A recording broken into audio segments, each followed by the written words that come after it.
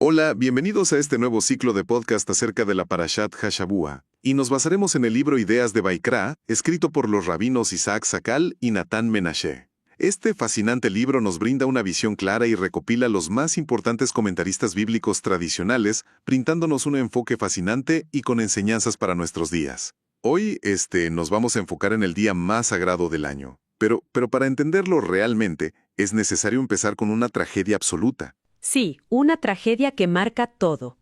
La pérdida de la vida de 2 sacerdotes. Exacto. 2 sacerdotes que murieron por acercarse demasiado a Dios.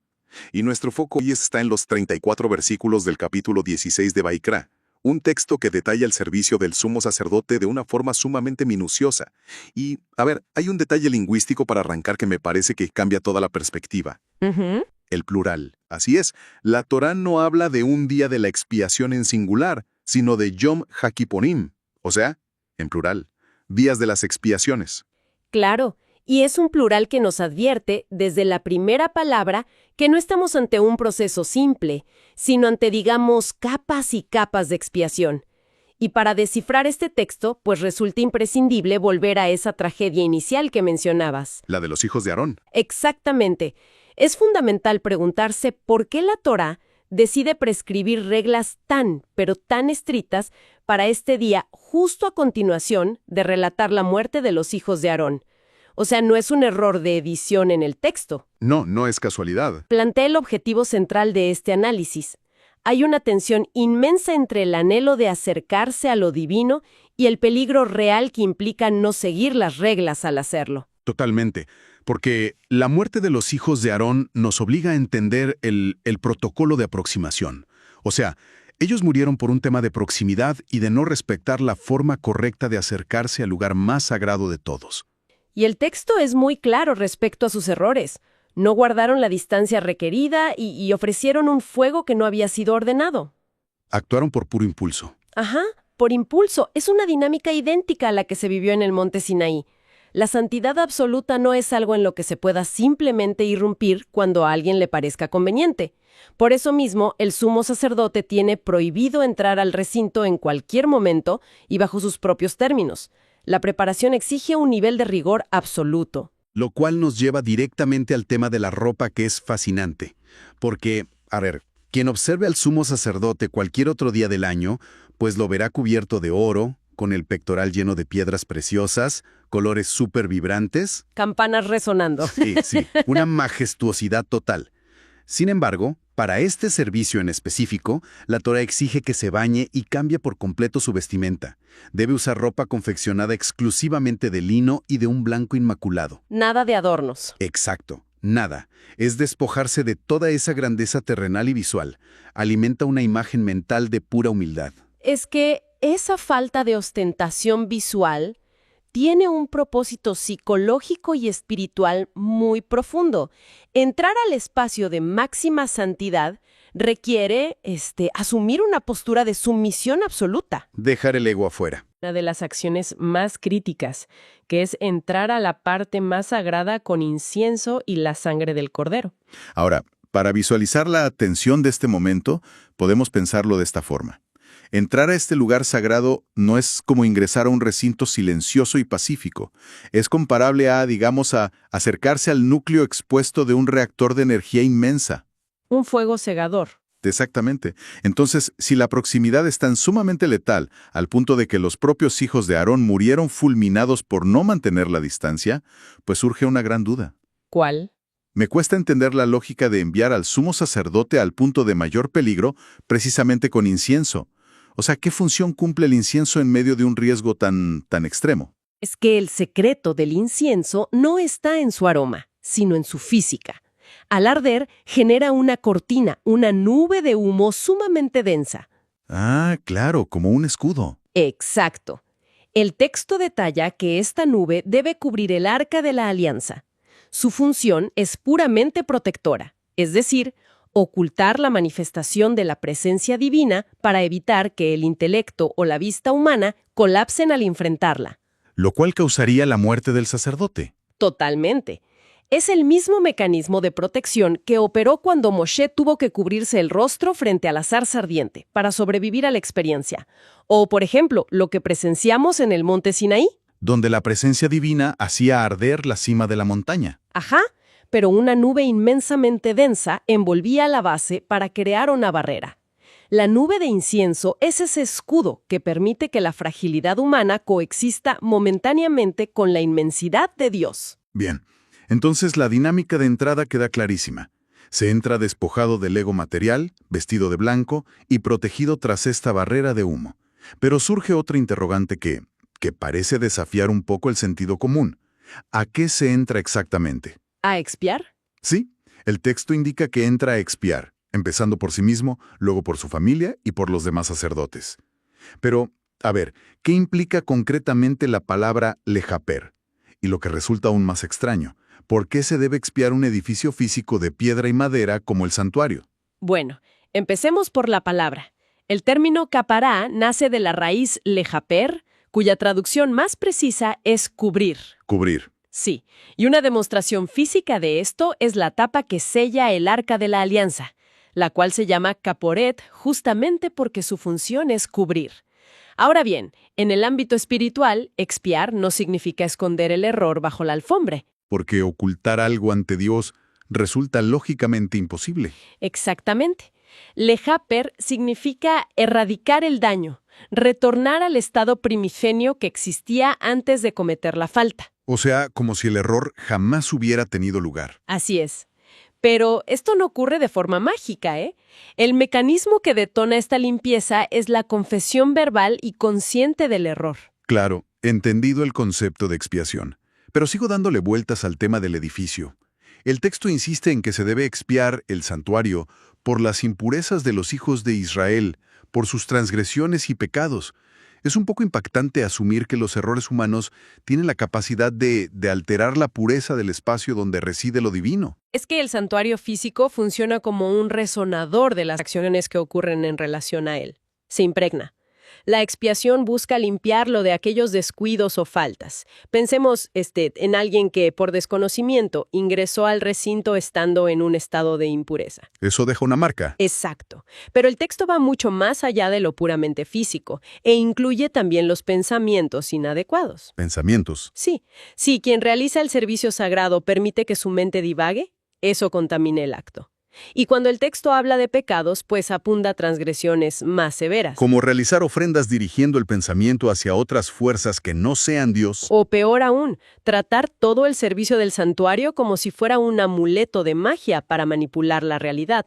Todo eso requiere que el espacio mismo sea purgado. Claro, y si trazamos una analogía con la realeza humana, la lógica cobra todo el sentido del mundo. Si ocurre una ofensa grave en los márgenes exteriores del reino, tal vez baste con enviar un emisario con una disculpa formal. Pero si la falta se comete dentro del palacio, en la misma sala del trono, las reglas cambian. O sea, se requiere caminar personalmente por los pasillos, plantarse ante el trono mismo y pedir perdón de frente. Y para hacer eso ante el Creador, el texto impone una condición fascinante. El sumo sacerdote debe realizar este proceso en absoluta soledad. Totalmente solo. Nadie, absolutamente nadie, puede acompañarlo en el recinto. Esta soledad impuesta garantiza que la mente de la persona no tenga ninguna distracción terrenal, logrando un enfoque y una claridad absoluta dirigida únicamente hacia Dios. De acuerdo. Una vez que se ha expiado por el santuario internamente, el servicio se traslada al exterior para ocuparse de todo el pueblo. Y aquí aparece uno de los rituales más enigmáticos de toda la narrativa, que son los 2 corderos. Sí, un momento central. Un cordero se designa como ofrenda a Dios, y el otro es enviado al desierto, a un lugar llamado Azazel. Pero, a ver, el método de selección a mí me genera mucho ruido. El texto exige echar suertes. ¿No sería infinitamente más lógico, rápido y directo simplemente tomar un cordero y decir, este va para Dios, y luego tomar el otro y decir, este va a Azazel? ¿Dejarlo al azar parece, no sé, un riesgo innecesario? A primera vista, recurrir a un sorteo sí parece quitarle seriedad al asunto, pero la función de echar suertes es profundamente teológica. ¿En qué sentido? Determina el destino de cada ofrenda, no el criterio del sacerdote. Además, es imperativo comprender la naturaleza del cordero enviado a Azazel. Es una representación estrictamente simbólica. O sea, no opera bajo ninguna ley de la magia. Para nada. El animal no absorbe literalmente los pecados de la nación en su cuerpo físico para llevarlos a cuestas. Claro, y al entender que no es mágico, nos topamos de frente con un vacío inmenso en la lectura literal del texto. Porque, a ver, todo este esfuerzo recae sobre el sumo sacerdote, mientras que el texto bíblico, en esta sección en particular, parece omitir por completo el papel del arrepentimiento interior de las personas. ¿Acaso el pueblo entero simplemente, digamos, observa cómo el cordero se aleja y sus faltas desaparecen automáticamente? Bueno, ese es precisamente el peligro de una lectura superficial. Para llenar ese aparente vacío, el análisis de Rambam en sus leyes de Teshuvá resulta indispensable. Él aclara que la confesión, el vidui, que pronuncia el sumo sacerdote en representación de todos, carece de cualquier valor si no hay un trabajo previo. Un trabajo interno. Sí, si en la mente y el corazón de la nación no ha existido un arrepentimiento interno, crudo y genuino, todo el espectacular ritual externo no logra absolutamente nada. El rito jamás puede sustituir a la conciencia. Totalmente.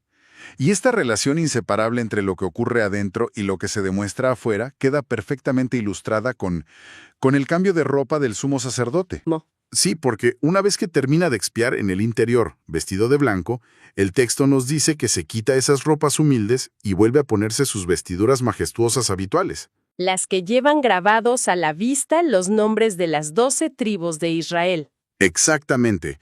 Y vestido así, sale a realizar las ofrendas diarias frente a todos. Entonces, resulta evidente el mensaje. El arrepentimiento que sucede en lo oculto y en el interior debe manifestarse obligatoriamente en acciones correctas a la luz del día. El equilibrio debe ser absoluto. Por ejemplo, si ocurre un robo, el arrepentimiento profundo en el interior de la persona es vital, sí, pero es incompleto por sí solo. Debe traducirse en una acción externa innegable. Restituir lo que se robó. Así es, y al enfrentarse nuevamente a la oportunidad de tomar algo ajeno, elegir no hacerlo. Por esto el sumo sacerdote retoma las vestiduras con los nombres de las tribus, porque su acción vuelve a lo público. Y el clímax de este servicio exterior son las ofrendas Hatat y Olá. Que se consumen en su totalidad. Exacto. Lo revelador de estas ofrendas es que se consumen totalmente en el fuego del altar. No queda ninguna porción destinada al consumo o beneficio de los sacerdotes. Físicamente se demuestra que el servicio está consagrado exclusivamente a Dios, eliminando cualquier sospecha de provecho material humano. Ahora, mientras todo este complejo engranaje de ofrendas y rituales avanza, queda una pregunta flotando respecto al papel de la población en general. ¿No es posible que su única función sea observar de lejos en el día más trascendental del calendario? No, para nada. La Torá, de hecho, entre los versículos 29 y 31, establece 2 mandatos ineludibles. El primero es afligir las almas, lo cual la tradición define como el ayuno absoluto. Ajá. Y el segundo es el cese total de labores, definiendo la jornada como un Shabbat Shabbatón. Pero a ver, el orden en que se presentan estos mandatos plantea una duda interesante. ¿Por qué el texto menciona primero el mandato de afligir el alma y deja para después la prohibición del trabajo? El orden no es aleatorio en absoluto. Este refleja cómo están estructuradas las prioridades de la biología humana. Ingerir alimentos y líquidos es la necesidad primordial. Es el cimiento indiscutible para mantener la vida del organismo. Claro, sin eso no hay vida. Exacto. En un segundo plano de necesidad se ubica el trabajo, que sirve para sustentar la vida material. Pero no es la supervivencia biológica inmediata. Al ordenar primero la suspensión del sustento biológico mediante el ayuno, el texto obliga a un corte de raíz con las necesidades físicas. O sea, el enfoque abandona la supervivencia corporal para centrarse en un 100% en la existencia espiritual. Totalmente. Es como apagar por completo los motores de la fisicalidad. Y fíjate que esta explicación también ilumina la gran diferencia que existe entre la prohibición de trabajar en este día y la prohibición de trabajar en un Shabbat regular, motivo por el cual las consecuencias de transgredir ambos días son distintas. Sí, son categorías diferentes. Porque en un Shabbat común, el motivo de no trabajar es conmemorar el cese de la creación, es el descanso en sí mismo. Pero en esta jornada de expiación, el trabajo se detiene pura y exclusivamente porque representa una distracción letal. Completamente. Resultaría totalmente ilógico que el sumo sacerdote estuviera en el grado máximo de vulnerabilidad pidiendo perdón por la vida de la nación entera, mientras la persona promedio sigue, no sé, calculando sus finanzas o atendiendo sus negocios. Absurdo. La suspensión de labores es el muro de contención para asegurar que la mente no se desvíe del único objetivo real del día, que es la limpieza de los errores. Toda esta maquinaria de aislamiento material, confesiones y símbolos converge en la frase culminante del texto, que es, delante de Dios se purificarán. Y esa frase culminante requiere ser analizada con lupa, porque a simple vista parece redundante. Si hemos pasado todo el texto hablando de lejaper, de expiar, de cubrir y borrar el error, ¿qué necesidad hay de introducir de pronto el concepto de purificarse? Es que no son lo mismo. Claro, existe una distancia sutil, pero inmensa, entre expiar, lejaper, y purificarse, que es letajer. Expiar implica, digamos, limpiar el desastre, quitar el pecado, volver a foja cero. Pero purificarse es escalar a un estado prístino. Un estado luminoso. Ajá, un estado donde el ser queda intacto, como si la suciedad nunca lo hubiera tocado. Y alcanzar ese nivel prístino depende exclusivamente de la condición que pone el texto. Debe suceder delante de Dios. Esto demanda un nivel de honestidad interna donde no cabe el más mínimo autoengaño. Y es en esta frase exacta donde queda expuesta la conexión indisoluble que existe con Rosh Hashanah. Totalmente. Los 10 días de Teshuvá, que inician en Rosh Hashanah y concluyen con este día de purificación, no son eventos aislados, son un mismo bloque. Pero al analizar ese bloque desde la lógica pura, pues surge un dilema que rompe los esquemas. Porque el sentido común dicta que, antes de presentarse ante la máxima autoridad, uno primero debería realizar todo el proceso de limpieza. Claro, lavar la ropa. Exacto. Limpiar los errores, expiar las faltas en el día de la purificación, y una vez que se está impecable, entonces sí, presentarse ante el rey en Rosh Hashanah. Sin embargo, el calendario presenta exactamente lo inverso. Primero nos empuja a presentarnos ante el rey y días después nos pide limpiar las faltas. ¿Por qué invertir el orden lógico? La respuesta a ese dilema nos obliga a entender cuál es el verdadero origen del pecado. La raíz profunda detrás de cualquier error ético o moral que se comete es sencillamente el olvido. El olvido. Sí, la pérdida momentánea de conciencia de que existe un rey observando cada acto. Se pierde la noción de estar parados frente a lo divino. Este es el motivo por el cual, en tantos recintos de estudio, está inscrita la frase de tener siempre en cuenta delante de quién se está parado. Es la misma lógica que fundamenta el uso de la kipá. Mantener una señal física constante sobre la cabeza para no olvidar a Dios ni un solo segundo. Funciona como una alarma constante contra el olvido. Tal cual. Al comprender que el olvido es la raíz, resulta obligatorio que Rosh Hashanah ocurra primero. El objetivo de Rosh Hashanah es restablecer el recuerdo del rey. Y esto se logra físicamente mediante el impacto del shofar. Ajá, cuyo sonido funciona como el anuncio majestuoso de que el monarca está presente. Solo después de haber recordado con total claridad la grandeza de la autoridad divina, es posible medir el peso real de las faltas cometidas. Claro, porque solo al recordar al rey se comprende la inmensa gravedad de haber ignorado su existencia al momento de actuar. Exacto. Una vez que Rosh Hashanah cura el olvido, el intelecto y el alma están verdaderamente preparados para expiar. Por ende, la exigencia de purificarse delante de Dios significa sanar de forma definitiva la amnesia espiritual de no tenerlo en cuenta. Y llevando esta idea hasta sus últimas consecuencias, la enseñanza del texto es directa y sumamente poderosa. Aquel que desarrolla la capacidad de mantener a Dios firmemente anclado en su conciencia de manera ininterrumpida se vuelve inmune a la irracionalidad. O sea, No se deja arrastrar por el impulso ciego del momento, no cede ante los estallidos de enojo, ni permite que el orgullo tome el control de sus decisiones. Por el contrario, cada paso que da se dirige de forma natural hacia valores más elevados, logrando que cada una de sus acciones sea pura y correcta.